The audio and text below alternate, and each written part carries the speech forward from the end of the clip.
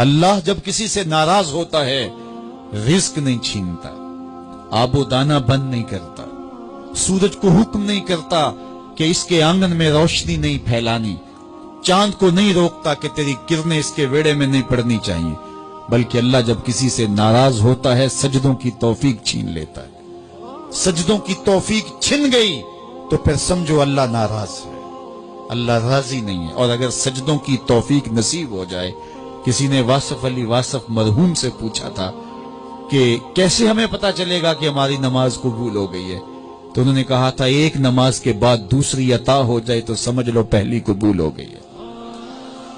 تو نمازوں کا نصیب ہونا یہ اللہ کی رضا اور اللہ کی خوشنودی کی دلیل ہے، اور سجدوں کی توفیق کا چھن جانا یہ اللہ کی ناراضگی کی دلیل ہے۔ میں اور آپ دیکھیں کہ ہم کہاں کھڑے۔ دیکھیے دولت تو کفار کو بھی ملتی ہے، اللہ دولت اسے بھی دیتا ہے جس سے راضی ہے، اسے بھی دیتا ہے جس سے نہیں راضی، لیکن سجدوں کی توفیق اسے ہی دیتا ہے جس پہ وہ راضی ہے۔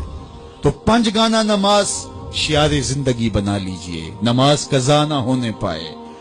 قیامت کے دن بے نمازی اس صف میں کھڑا ہوگا جس صف میں نمرود کھڑا ہوگا، جس صف میں حامان کھڑا ہوگا، قارون کھڑا ہوگا، شداد کھڑا ہوگا۔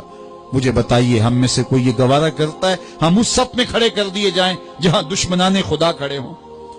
آج کوئی نماز پڑھے یا نہ پڑھے، حشر کے دن حکم ہوگا کہ اللہ کے حضور سجدہ کرو، ہر کوئی سجدہ کرنا چاہے گا، جو نہیں پڑھتا وہ بھی کرنا چاہے گا، لیکن بے نمازی کی کمر اکڑ جائے گی، وہ آرزو رکھنے کے باوجود سجدہ نہیں کر پائے گا۔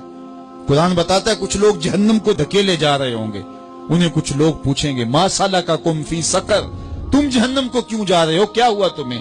تو وہ جواب میں کیا کہیں گے؟ لم نک من المصلین، ہم نماز نہیں پڑھا کرتے تھے۔ سب سے پہلا حساب قیامت کے دن جو بندے سے لیا جائے گا وہ نماز کا لیا جائے گا۔ پہلا سوال بندے سے یہ ہوگا۔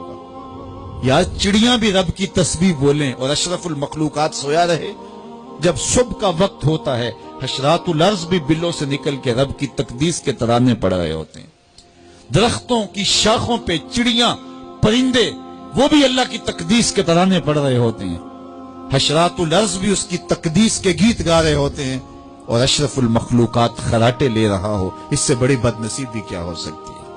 آئیے 5 گانا نماز شعار زندگی بنا لے۔ اس مجلس میں اگر کوئی بے نمازی ہے تو آج عزم مصمم کر کے یہاں سے لوٹے کہ آج کے بعد نماز نہیں چھوڑوں گا، اور اگر آپ 5 گانا نماز کی عادت رکھتے ہیں تو آپ کو مبارک ہو، لیکن یہ عزم کر کے جائیے اپنے گھروں میں، اپنے اعزاء و اقرباء اور اپنے دوستوں میں اس زور سے تلقین اور تاکید کریں گے نماز کی کہ وہ پکے نمازی بن جائیں گے۔